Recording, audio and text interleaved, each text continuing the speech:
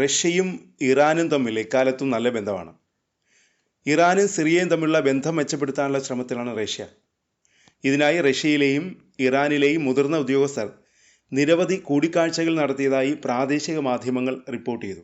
Russian പ്രസിഡന്റിന്റെ സിറിയയ്ക്ക് വേണ്ടിയിട്ടുള്ള പ്രത്യേക ദൂതൻ അലക്സാണ്ടർ ലാവന്റീവ് തിങ്കളാഴ്ച തെഹ്റാനിൽ ഇറാൻ വിദേശകാര്യ മന്ത്രാലയത്തിലെയും സുപ്രീം നാഷണൽ സെക്യൂരിറ്റി കൗൺസിലിലെയും ഉദ്യോഗസ്ഥരുമായി കൂടിക്കാഴ്ച നടത്തി. ഈ കൂടിക്കാഴ്ചയ്ക്ക് ശേഷമാണ് അഭ്യൂഹങ്ങൾ വർദ്ധിച്ചത്. ഒരാഴ്ച മുമ്പ് സിറിയൻ പ്രസിഡന്റ് അഹമ്മദ് അൽ ഷറ മോസ്കോയിൽ റഷ്യൻ പ്രസിഡന്റ് വ്ളാഡിമിർ പുടിനുമായി ചർച്ച നടത്തിയിരുന്നു. ഇറാനും സിറിയയും ഡമാസ്കസും തമ്മിലുള്ള ബന്ധം പുനഃസ്ഥാപിച്ച് റഷ്യ മിഡിൽ ഈസ്റ്റിലെ സാന്നിധ്യം ശക്തിപ്പെടുത്താൻ ശ്രമിക്കുകയാണെന്നാണ് ഷാർക്ക് ദിനപത്രം റിപ്പോർട്ട് ചെയ്യുന്നത്. നിലവിൽ റഷ്യയിൽ രാഷ്ട്രീയ അഭയം തേടി കഴിയുന്ന മുൻ പ്രസിഡന്റ് ബഷർ അൽ അസദിന്റെ പതനത്തിന് ശേഷം ഇറാനും സിറിയയും തമ്മിലുള്ള ബന്ധം വഷളായിരുന്നു.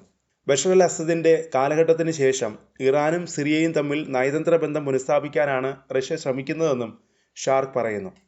ഇറാനുമായുള്ള ഉഭയകക്ഷി ബന്ധവും സുരക്ഷാ ഏകോപനവും നിലനിർത്താനും സിറിയയിലെ തങ്ങളുടെ സ്വാധീനം ഉപയോഗിച്ച് പ്രാദേശിക സ്ഥിരത പ്രോത്സാഹിപ്പിക്കാനും പ്രശ്നങ്ങൾ കൂടുതൽ വഷളാകുന്നത് തടയാനുമാണ് റഷ്യയുടെ ലക്ഷ്യമെന്നും റിപ്പോർട്ടിൽ പറയുന്നു. ബുധനാഴ്ച നടത്തിയ റഷ്യയുടെ മധ്യസ്ഥ ശ്രമങ്ങൾ 2 പ്രധാന വിഷയങ്ങളിലാണ് ശ്രദ്ധ കേന്ദ്രീകരിച്ചതെന്ന് അസർ ഇറാൻ റിപ്പോർട്ട് ചെയ്തു. ഇറാനും സിറിയയും തമ്മിലുള്ള നയതന്ത്ര ബന്ധങ്ങൾ പുനഃസ്ഥാപിക്കൽ, അവരുടെ സാമ്പത്തിക ബന്ധങ്ങളുടെ ഭാവി, ഈ വിഷയങ്ങളിലാണ് റഷ്യ ശ്രദ്ധയൂന്നിയത്. റഷ്യയുമായുള്ള ഇറാന്റെ വളർന്നു വരുന്ന ബന്ധത്തെ ചില ഇറാനിയൻ നിരീക്ഷകർ വിമർശിക്കുകയും ചെയ്യുന്നുണ്ട്. റഷ്യ വിശ്വസനീയമായ ഒരു സഖ്യകക്ഷിയല്ലെന്നാണ് ഇവരുടെ വാദം. റഷ്യയുടെ തന്ത്രം ഇതിനകം തന്നെ തിരിച്ചടിയായിട്ടുണ്ടെന്നും അവർ വാദിക്കുന്നു. തെഹ്റാനും പടിഞ്ഞാറും തമ്മിലുള്ള ഏറ്റുമുട്ടലിനെ സ്വന്തം താൽപ്പര്യങ്ങൾ മുന്നോട്ട് കൊണ്ടുപോകുന്നതിനുള്ള ഒരു മാർഗമായി മോസ്കോ നിരന്തരം ഉപയോഗിച്ചിട്ടുണ്ടെന്ന് മുൻകാല അനുഭവം വ്യക്തമാക്കുന്നത് ഇതാണെന്നും വാർത്താ ഏജൻസിയായ റവ്യാദ് 24ന്റെ നിരീക്ഷണത്തിൽ പറയുന്നു. അതിൻ്റെ താൽപ്പര്യങ്ങൾ നടപ്പിലാക്കുന്ന നിമിഷം മോസ്കോ തെഹ്റാനെ ഉപേക്ഷിക്കുമെന്ന് പ്രമുഖ രാഷ്ട്രീയ വിശകലന വിദഗ്ധനും മുൻ രാഷ്ട്രീയ തടവുകാരനുമായ അബ്ബാസ് അബ്ദി മുന്നറിയിപ്പ് നൽകുന്നു. ആവശ്യമെന്ന് തോന്നിയാൽ റഷ്യ ബഷർ അൽ അസദിനെ കൈമാറാൻ പോലും തയ്യാറാകുമെന്നും അബ്ദി പറഞ്ഞു. പ്രായോഗികതയിൽ ഊന്നിയതാണ് റഷ്യയുടെ പ്രവർത്തനങ്ങളെന്നും അതിൽ മറ്റൊന്നുമില്ലെന്നും അദ്ദേഹം കൂട്ടിച്ചേർത്തു. അതേസമയം ഇറാനും അമേരിക്കയും തമ്മിലുള്ള ചർച്ചകൾ പുനരാരംഭിക്കുന്നതിന് റഷ്യ ഒരു മധ്യസ്ഥനായി പ്രവർത്തിച്ചേക്കുമെന്ന് മുൻ പാർലമെന്റേറിയൻ മൻസൂർ ഹാഗിഹത്പൂർ ഉൾപ്പെടെയുള്ള ചില ഇറാനിയൻ ഉദ്യോഗസ്ഥർ അഭിപ്രായപ്പെട്ടു.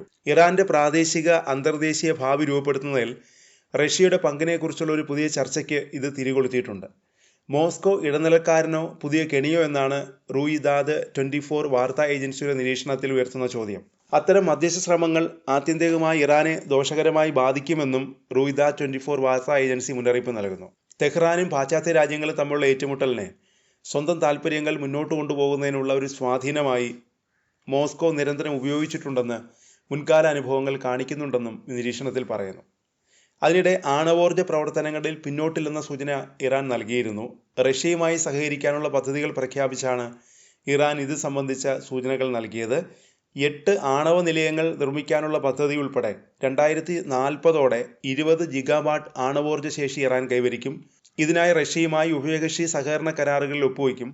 കരാർ ചർച്ചകൾ നടന്നു കഴിഞ്ഞു. ഒപ്പുവയ്ക്കൽ കൂടി കഴിഞ്ഞാൽ ഞങ്ങൾ പ്രവർത്തന ഘട്ടത്തിലേക്ക് കടക്കും. ഇതാണ് ഇറാന്റെ ആണവോർജ്ജ സംഘടനയുടെ തലവൻ മുഹമ്മദ് എസ്ലാമി വ്യക്തമാക്കിയത്. റഷ്യൻ സന്ദർശന വേളയിലായിരുന്നു എസ്ലാമി പുതിയ സഹകരണത്തിന്റെ സൂചന നൽകിയത്.